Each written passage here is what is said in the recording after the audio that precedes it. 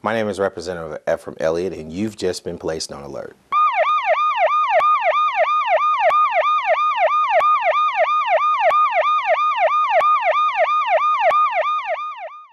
Welcome to the Elliott Alert. My guest today is Dr. Cammie Mays Hunt, who is an alumnus of UAPB, and she went to Pine Bluff High, and she's a psychologist here in the community. Welcome, Dr. Hunt. Good morning. How are you doing today? I'm doing well. Dr. Hunt, can you tell me a little bit about you? I know you're born and raised in Pine Bluff, Jefferson County. You're also an assistant professor here out at UAPB.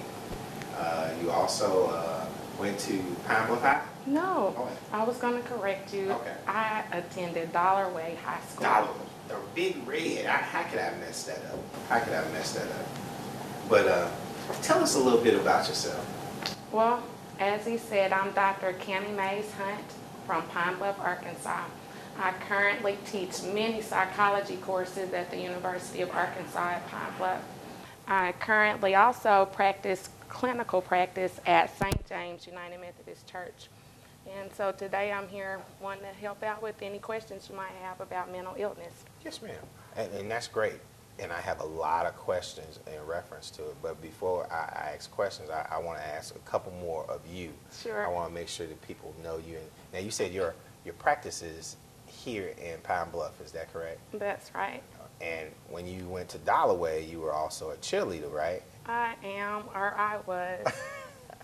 Now, were you a cheerleader at UAPB? I did cheer my last year at UAPB too. So you got to let us know all that pertinent information. Yes, I'm also a member of the Alpha Rho chapter of Alpha Kappa Alpha Sorority Incorporated too. I didn't ask her that. But I know you wanted to know. And that's great too. You pledged here, right? Yes. Okay, good. Now, what if you don't mind, what year was that? I am fall 1995, and Okay. since you asked, today I'm celebrating my 40th birthday. Outstanding. Now, can you believe that? 40 years old? You'll have to show me a birth certificate. For sure. A real one. Well, also, I do know that you're married and Yes. have 3 kids. Is that correct? That's correct. Okay. And she's our local softball guru as well.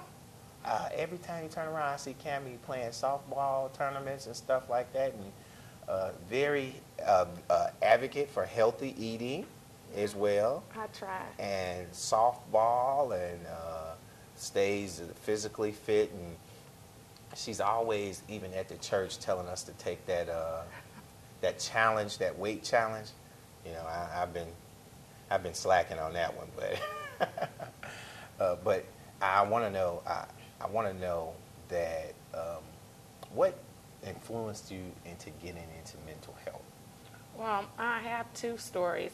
The first story was I had a family member that was going in and out of some substance-related disorder problems, and I thought that I would be able to maybe help them out, and so I thought I might study psychology.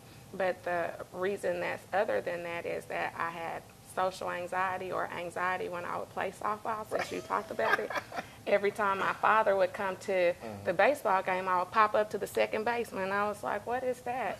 It had to be something about anxiety. So I thought, too, I would become a sports psychologist, and then I would cure myself. But along the way, I ended up changing some of my goals, and so I'm not too much into that. But I still do participate in the physical activities. Okay. Now, let me ask you. You mentioned various areas in psychology. I really didn't know. I thought if you were a psychologist, you can treat anything and everybody. Is that not true? It's not, and that's a good question. Oftentimes, students take general psychology thinking we're going to talk only about abnormal psych behaviors, but psychology is more than that. First of all, it's the study of human processes and behavior and mental processes. And within that, you have so many subfields. So you have an area that's concerned with biological psych, you have developmental psych, social psych, psych and law, all the different areas that a behavior could take place, you could actually say it's some type of psychology. So there's engineering psychology and then the clinical areas. But the clinical area is just one small part of maybe 30 to 40 different subfields. Wow. So that means I can't just take general psychology, which I had when I was in college, and psychoanalyze people. No, in fact, you will only be able to say that you understand some of the definitions probably in terms. People who actually counsel or do psychotherapy, most of them have a master's degree or a doctorate. And in those particular types of trainings, you actually do see lots of patients and you're supervised. They're videotaping you and somebody is telling you the things that you should do and shouldn't do. But all of that is based on a science.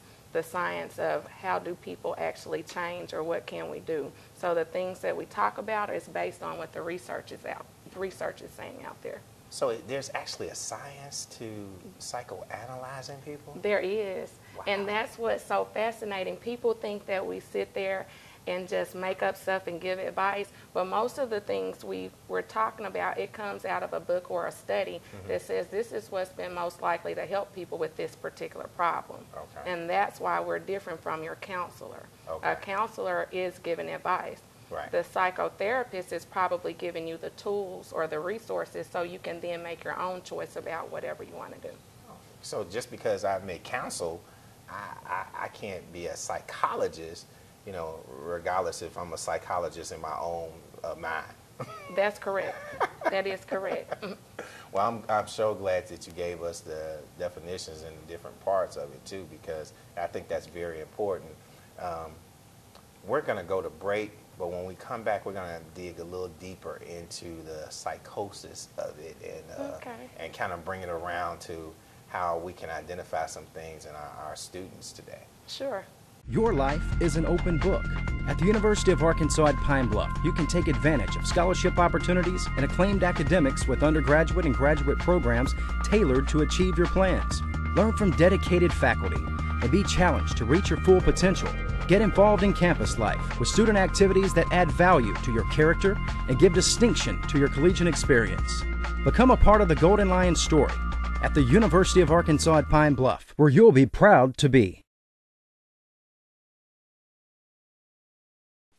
Yeah, I took a trip to Elkhart, Indiana today. Elkhart's a place that has lost jobs faster than anywhere else in America. In 1 year, the unemployment rate went from 4.7% to 15.3%. Companies that have sustained this community for years are shedding jobs at an alarming speed. And the people who've lost them have no idea what to do or who to turn to. They can't pay their bills. They've stopped spending money. And because they've stopped spending money, more businesses have been forced to lay off more workers. In fact, local TV stations have started running public service announcements that tell people where to find food banks, even as the food banks don't have enough to meet the demand. As we speak, similar scenes are playing out in cities and towns across America.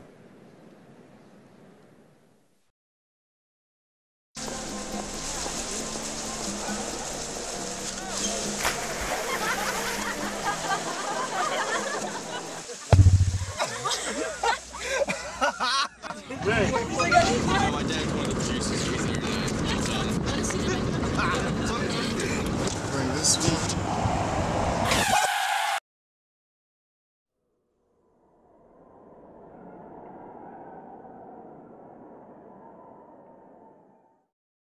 Welcome back to the Elliott Alert. Again, my guest today is Dr. Cami Mays Hunt, who is our assistant professor here at UAPB, and she also has her own practice here. And she's a clinically certified doctor of psychology.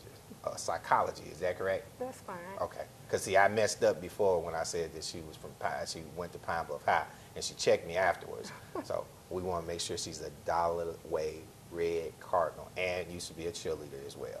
So, again, when we left, you were talking about the various, I guess, areas in psychology, and which I think that's fascinating, because a lot of times people think because they may have taken a course or they may have had something online that they can be a psychologist, you know. And of course, you know, me, in my experience, I think I can be a psychologist too, but you got the real doctor behind you. So, yeah, I mean, but can you tell me how is it, or how could a person kind of identify that maybe a family member or a friend or a girlfriend or boyfriend or a husband or wife has some mental issues? Well, first off, I'd like to say that in the course of a year, about 25% of all people are likely to have a diagnosable mental disorder. Wow. However, only 6% will have a severe or something that's like schizophrenia, or the people that we see walking the streets that seem a little more apparent to have problems. But if we were looking at our child or someone that was close to us, some of the important things to try to notice are, is there impairment in their work life, or is there impairment in the social life or in their school life? One of those things is going to be different. So maybe we're talking about work. They're a cashier, something simple like that. All of a sudden their drawers coming up short, or they're having different difficulties with different customers. It's likely that something's going on, especially if they haven't been having those problems. If you were having a son or a daughter in school, all of a sudden their grades go from looking like A's and B's to now D's and F's. Something is probably going on other than them just not turning in their work. And as far as a relationship, now those are harder to probably detect, because oftentimes we want our way in relationships and we see something not going right, we assume it's with the other person. But the thing I think that's most important is probably recognizing if they seem to have no respect for the relationship, or they seem to not notice that they're hurting someone, it's possible that they have one. It doesn't always mean it. So the relationship thing is more difficult to see. However, if they're irritable all of a sudden, that could be anxiety. And I use that to say most men associate women with having PMS or some problems. So now, then that actually means that they're crazy then, right? No. What that suggests is that it's a time where they have hormone changes that make the balance in their brain or whatnot be different. And so they might come off like they're more irritable, or like they have to go off more and they're not able to cope the same way. But just because you lack coping skills doesn't mean you have a mental diagnosis. Are you sure about that? I'm positive. It could be something temporary. Remember, normal reactions to certain events are not diagnoses or not mental problems. They're just your expression of how you feel at the time. So I always have to say, when you talked about teaching, in my abnormal psych class, students learn about the disorders and what it takes to be called abnormal, and they start diagnosing themselves. And I have to always say, most of us have the symptoms that are listed in the book. That doesn't mean you have the diagnosis, because if you're not suffering at work or at school or in relationships, we generally can't even diagnose you. So does that mean, let's say that you're in a relationship with someone and everything is well and going fine, and then you just say, okay, you know, I no longer want to be with this person, and you break up with them, and then they go to school or they go to work and start shooting up people. Was that person already crazy, or did what you do push them into craziness? And I'm sorry about saying craziness, mental disorder. Well, let me say this. First off, we don't know if they had a diagnosis or not, because you didn't necessarily share that. But when people are rejected, there are common reactions to that experience. For me to say that that makes them crazy because they do it different from me doesn't mean that they have a disorder.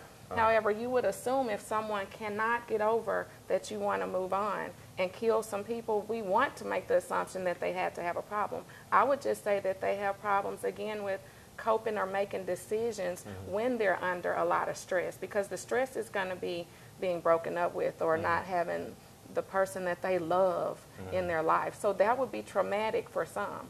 For others, it's oh, there are lots of fish in the sea, and so they Right. move on. Everyone's not able to think that thought, and so they fixate on it, and then they make a decision. But just because you make the decision, the law doesn't say you're crazy, Wow. nor does necessarily the DSM-4. You just responded in a way that's inappropriate, but that doesn't mean that you have a diagnosis. So people can actually make bad decisions, but still be sane. For sure. Wow. And I mean, that's generally speaking, when someone does something that outlandish, the first thing we say, Was he in treatment? yeah, or what happened in his childhood or her childhood, or you know, maybe they were dropped as a child, or somebody tripped them and they hit their head or something like that. But what you're saying is, you know, that's not necessarily true. Right, and the thing is, it's hard to even make those connections. While we'd like to say, oh, we can trace it to that, Right. it's very hard to do. And so for that reason, people often make generalizations when things like that happen. Even in the case of kids that are abused, a lot of people make the assumption they're going to have mental problems later in life. Right. But what we know is there are lots of resilient children, and they bounce back. So just because you're abused doesn't mean that you want to just throw the key away and they're not going to make it. It's very likely they'll be okay. They will bounce back. Wow. Well, I'm glad we had that conversation. We're going to go to break, and when we come back, we're going to close out with some more questions. And I just want to thank you so very much, because you've really educated us. But we'll be right back.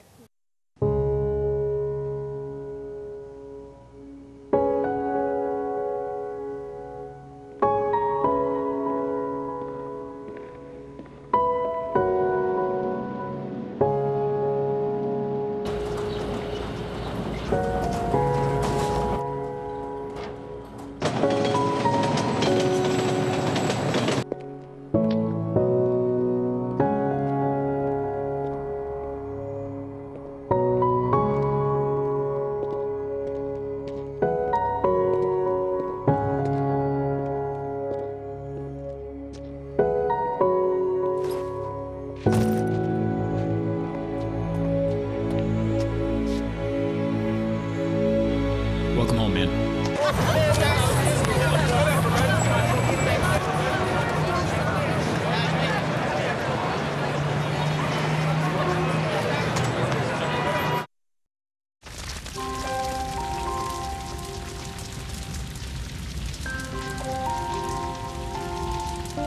A single ember that escapes from a wildfire can travel more than a mile. That single ember can ignite and destroy your home or even your community. You can't control where the ember will land, only what happens when it does. Get Fire Adapted now at fireadapted.org.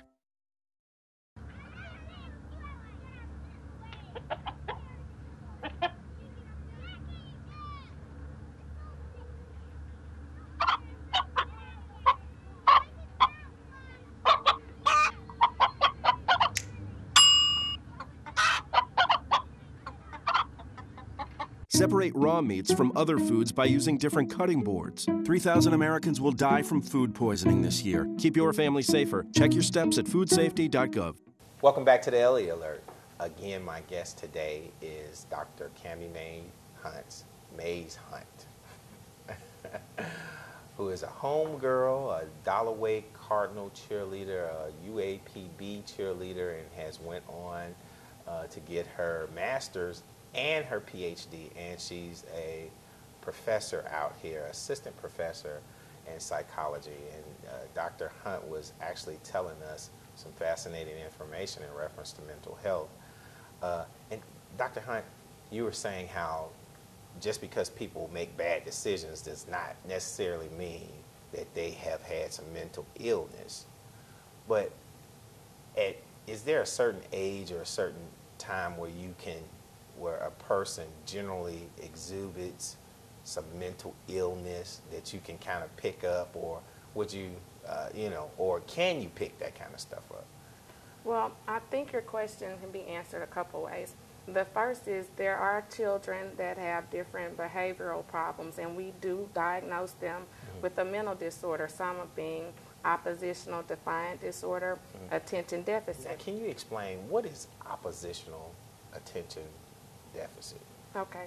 Well, oppositional defiant disorder is a disorder where the kid is saying they're not going to do anything that different authority figures tell them to, which is quite interesting. And I'll be honest, some insurances don't like to pay for that. Right. Because we see that as something that can be fixed by the parent having some type of structure. But somehow some kids are like that by age 3 and 4 already.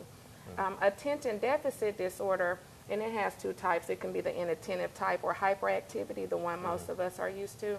Now, that particular disorder is often seen once they're school age, and now they're having problems with either disruption, or we're noticing that they don't turn in much work, or it looks like they didn't pay attention. And I said several things, but both of those disorders are disorders that are very common in child populations. The attention deficit hyperactivity disorder, though, is one that a lot of people think is overused, overdiagnosed these days, because now we've sort of confused what normal behavior is for a kid that's 7, 8, 9 years old. Well, see, I would think something like that is normal in the way, and of course I'm not a professional, but the way my mom corrected that was the belt. And I think that's interesting, and I hope if I don't say anything else important that I say this. I had that stance, I'll fix it when the teacher would tell me different comments. But what we fail to realize is there are some children that cannot do whatever you're asking, and so they need some type of additional help other than the belt. See, the belt's only going to work when they get home. Right. They're not getting it at school when the behavior is occurring. And so most of us know if you're going to use punishment, it needs to be done in the time that the actual behavior is occurring.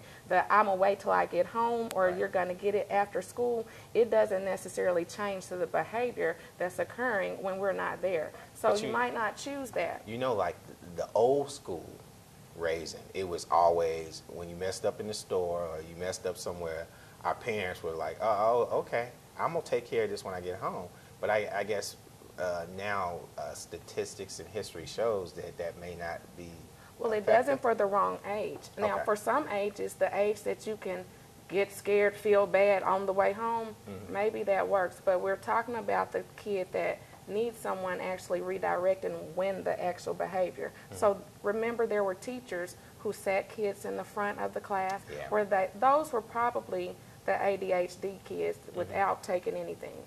The teacher was more proactive with, I'm going to make sure that he's paying attention, he'll keep touching the child. Right.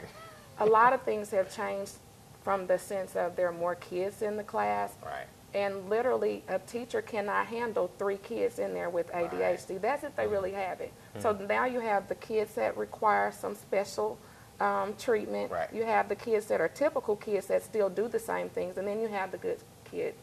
And for some ages, you just don't see it. You can't expect a young child to be acting like an adult in the classroom. Now I agree with you. And for those reasons, the actual diagnosis is more than it probably is happening. But it is happening.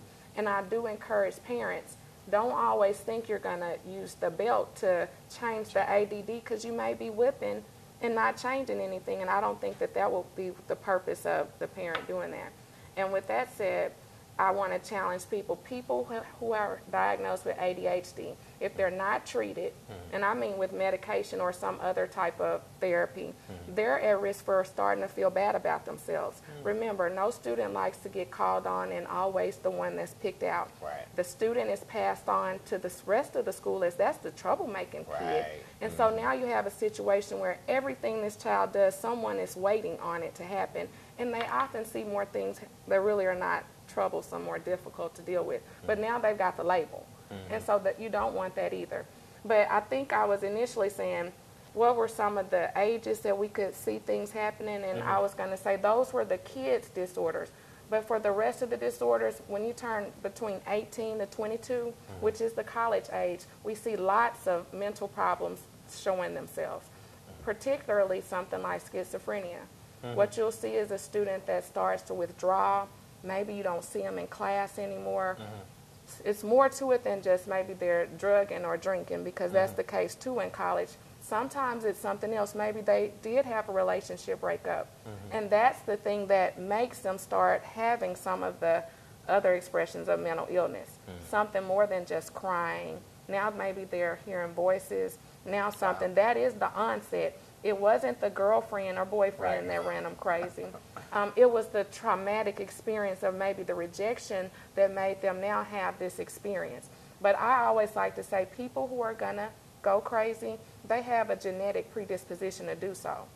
Everybody that gets broken up with doesn't go crazy. Right. But a person that has family members, and that's what I mean by genetic predisposition, family members that have been called had a nervous breakdown, that means that there's mental illness in the family. Wow. So it's likely that now when this student has something happen, maybe they do show the expression of the mental disorder or not. They don't all, though. Oh, okay. Well, wow, you have most definitely educated us in reference to it. And I'm going to ask you to come back so we can talk a little bit more about different disorders, because we covered a lot. Now, if somebody wanted to get in contact with you to kind of talk more in detail about some of these disorders for children or even young adults, how would they get in contact with you? Well, you can contact me at 870-413-1061. The name of the clinic is Tranquility Behavioral Health, and someone would be happy to make you an appointment. If you're not interested in coming to maybe a private practice, there's other alternatives. And I'd just like to share, you have Southeast Arkansas Behavioral Health Care Systems in Pine Bluff. And there also is Persons Advocating Transition, which is also called the PAT Center. And then there is the Pinnacle Point, which used to be called Rivendell. Those places are other options for treatment. Well, we want to thank you for coming on an Elliott Alert, and I just want to let you know you have just been officially placed on alert. Thank you.